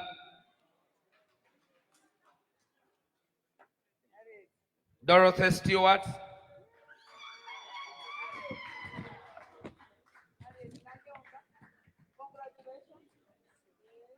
Jennifer Obo. Dorothy Stewart. Jennifer Obo.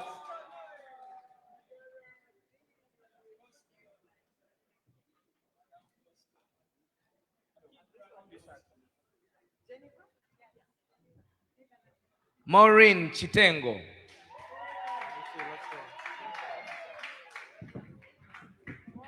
Maureen Chitengo. Katengo Chitengo. Kitengo. Wanji? Kitengo. Aha. Omumbeja Kitengo. Era nkwata yo ya Chimbeja. David Steele. David Steele.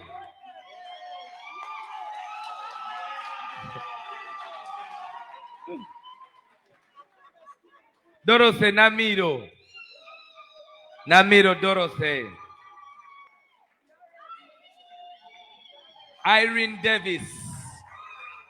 Irene Davis. Victor Oti. Irene Davis. Victor Oti. Wait. Victor Oti. Chirumira.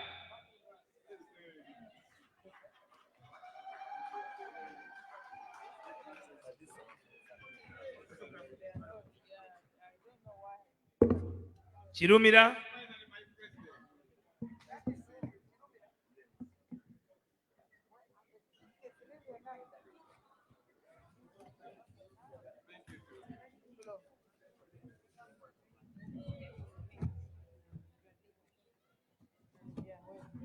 Joan Nabunya. Joan Nabunya.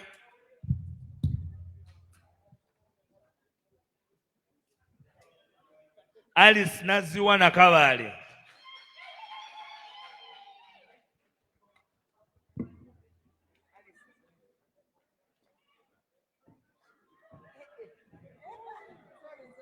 Letitia Gusa. Letitia Gusa. Rachel Walusimbi.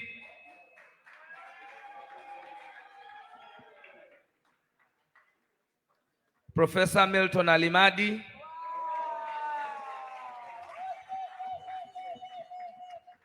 Mr. Stephen Dradenya.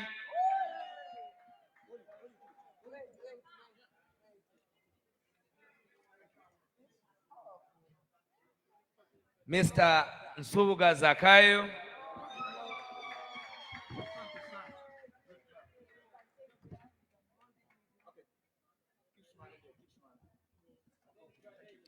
Fiona Nalubwama. Fiona Nalubwama.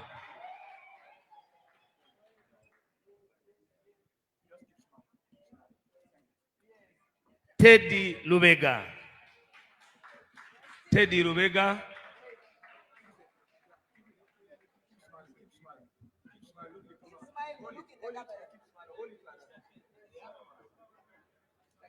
Awol Hood, Mr. Hood. Stephen, we shall rectify. You take that. We shall get Mr. Wood.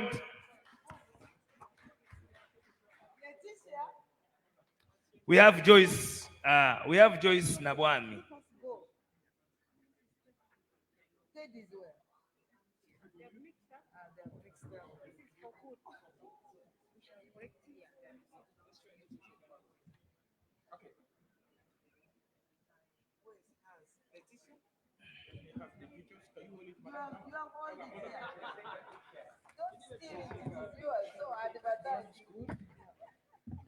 Amina Nachimuli.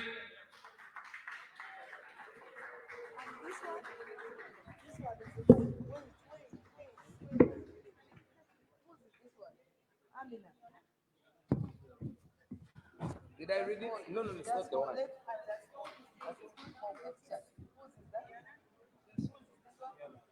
I read it.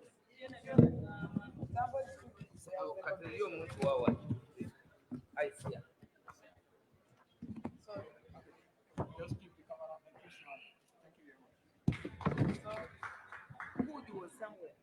Wood. Amina Nachimuli.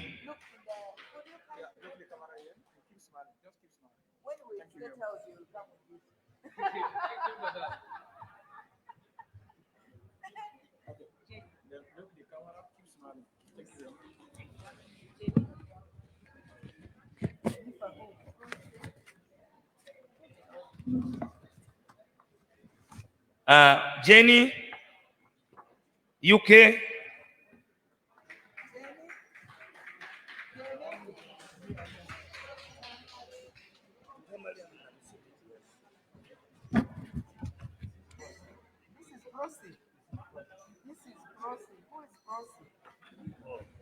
I'll rectify.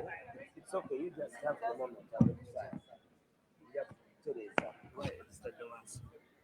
Put it down.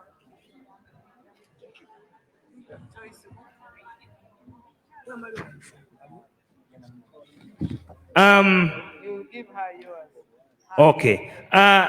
Please, for the interest of time, I am going to request that we sort out the rest of the write-ups of the certificate. It is in the interest of time, and I want us to ask and accept that we ask the president to seek leave, and then we shall rectify all those that have not got their certificates on the issues of you receiving them. Thank you very, very much for being part of this conference. Now we shall ask the president to leave as we finalize on, yeah. So the rest will cross-check with Madame Susan to see that person who did not receive their certificate. In such functions, there are mishaps. So you'll bear with us if there's any mishap or anomaly that has happened. Otherwise, I thank you very much. Is that Tamale? Chris Mugoya. I don't have Chris's.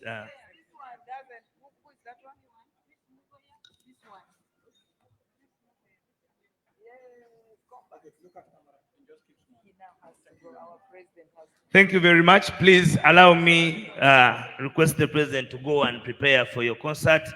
There are a lot of things that happen. We shall be here for the concert. We shall be here for the concert and the dinner. The dinner is ready. The dinner is ready. The dinner is ready. I want to thank you very, very much, ladies and gentlemen, for accepting us to take you through this. And I want to get this microphone and give it back to Lawrence Tamale. Wow.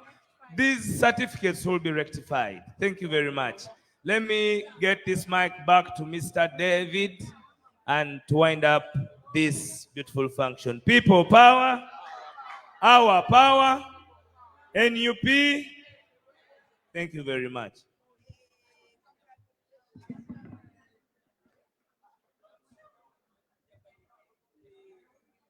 Thank you so much, Comrade Alex Weiswer, for taking us through that session of handing out certificates. I think you've heard, we've come to the end of the official conference. And next is going to be dinner as we prepare for the concert. So please use this opportunity to meet new comrades. If you haven't had a chance to meet any of your comrades, get round, network, take a few numbers, and let's get ourselves re-energized for the next phase of this struggle. It has been an absolute pleasure.